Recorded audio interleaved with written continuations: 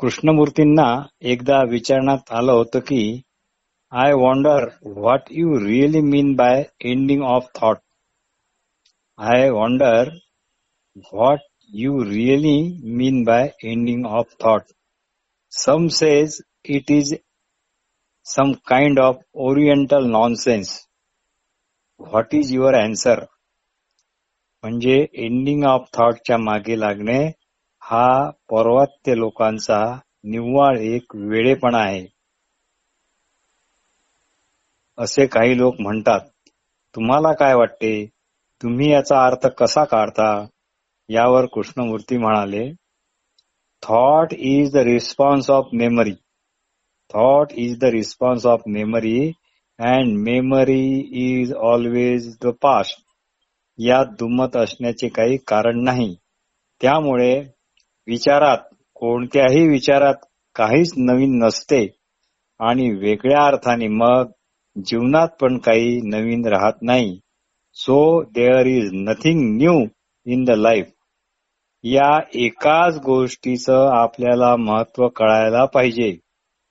Do you see the importance of it? मग तुम्हालाच ठरवावे लागेल की जुन्या शिळ्या गडेमुडदे उकरण्यात वेळ घालवायचा की काहीतरी नवीन प्रकारे जीवन जगायचे. Either you live in the past or you live a different kind of life. हाच खरा महत्वाचा प्रश्न आहे. त्यामुळे आपण सर्व मिळून याचा शोध घेऊ आणि काय खरं आणि काय खोटं हे पाहू आणि या बाबतीत स्पष्टता काय आहे ते ठरवू. केवळ मीच काही सांगितलं व तुम्ही मानलं तर सारं मुसळ जणू केरातच जाईल. We both saw that point clearly, and to understand is clearly that is there a ending of thought at all. यावर प्रश्नकर्ता म्हणाला, पण हे असे अंडरस्टँडिंग हा एक विचारच तर नाही का? यावर कृष्णमूर्तींनी उलट त्याला प्रश्न विचारला, इज इट? म्हणजे खरंच असं आहे का की तुम्ही त्याला असं ठरवलं आहे? स्पष्टता आणि अंडरस्टँडिंग हे विचाराच्या कक्षेत येतात का? You assume that it is thought, असंच नाही का? स्पष्टता आणि अंडरस्टँडिंग हा विचार कसा असू शकेल? पण वस्तुतः हे सर्व समजण्याकरता आपल्याजवळ ट्रिमेंडस अलर्टनेस पाहिजे. This really demands tremendous alertness. यावर प्रश्नकर्त्याने म्हटलं,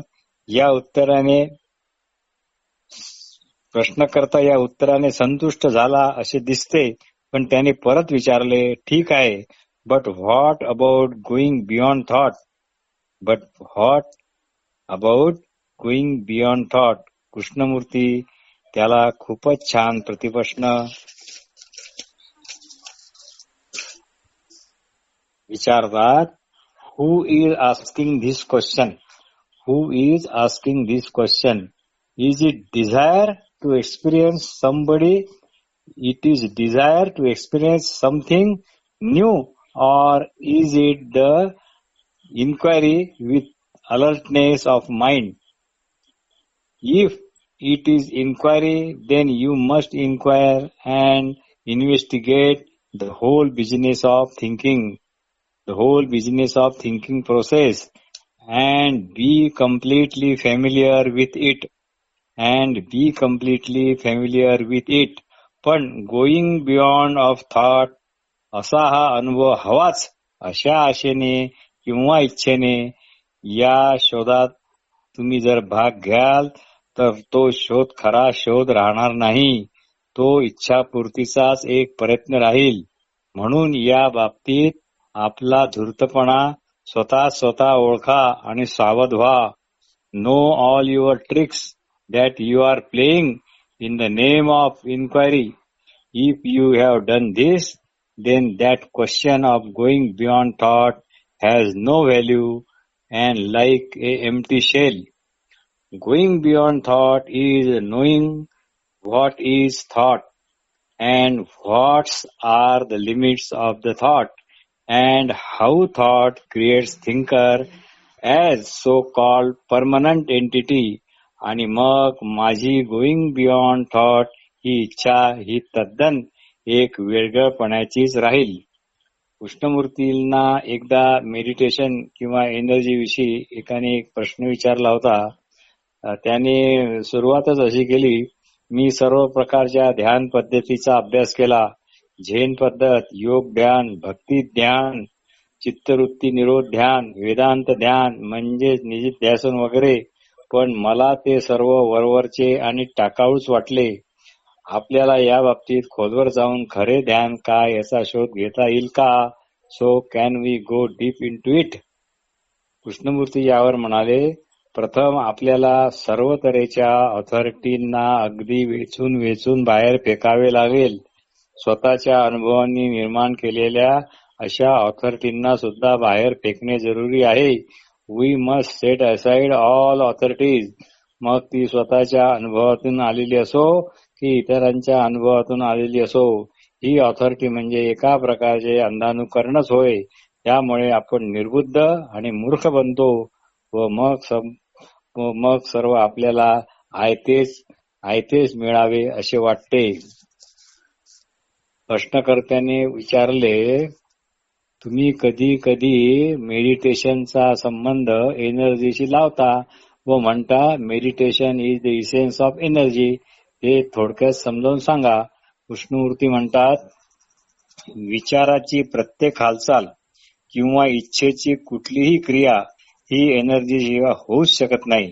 तुम्ही काहीही करा किंवा काहीही विचार करा, कशाचाही विचार करा, या करता म्हणजे करण्याकरता एनर्जी ही हवीच. पण ही एनर्जी अननेसेसरी थॉटमुळे वाया जाते. त्यात काही इमोशनल आणि सेंटिमेंटल ऍक्टिव्हिटीज पण येतात. शिवाय व्हॉट इज मध्ये संतुष्ट न राहता व्हॉट शुड बी च्या नादामुळे सुद्धा हानी होते आणि एनर्जी वाया जाते. आणि उरली सुरली एनर्जी ऑब्झर्वर आणि ऑब्झर्व्ड यांच्या द्वैतात खर्ची पडते. पण जेव्हा आपण अवेअरनेस मध्ये असतो तेव्हा एनर्जी रिस्टोर होत राहते. प्रश्नकर्त्याने वैतागून विचारला, मला तुमचे हेच समजत नाही. If there is no thought at all, मग आम्ही एखाद्या गोष्टींना ओळखावे तरी कसे? आपले हेच घर, हे गुलाबाचे फूल, ही आपली बायको, ही आपली बायको नाही, हे कसे काय ओळखणार? त्यामुळे ओळख करून घेण्याकरता विचार तर आवश्यकच आहे ना.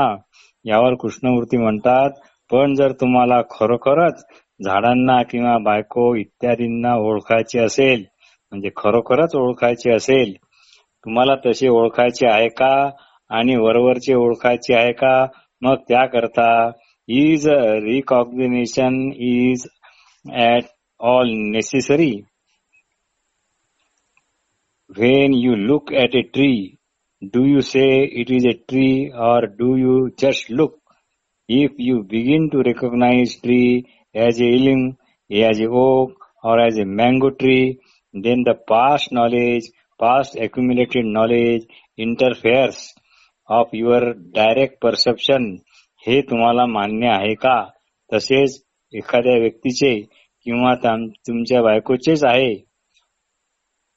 तुम्ही तिच्याकडे पाहत नाही, तुम्ही फक्त तिच्या संबंधित ज्या बऱ्या वाईट कडूकोड आठवणी आहेत त्याच्या पडद्यातूनच तिच्याकडे पाहता आणि मग म्हणता, मी बायकोला चांगलंच ओळखतो. याला आपण ओळखणे असे म्हणू शकू का, की केवळ जुन्या स्मृती जागे करणे होय? म्हणून कृष्णमूर्ती म्हणतात, you are not really looking her but knowing only her image which you have in your mind about her. And that past image prevents the direct perception. हे खरं आहे ना. Direct perception does not need recognition. हे विवेचन ज्याला direct perception हवे त्याच्या करता आहे, नाहीतर केवळ वाचून आपल्या मार्गाने कालक्रमण करत राहावे तेच चांगले. In short, the past is preventing us from seeing clearly and directly, and due to past experience we condemn, justify and having good bad opinion.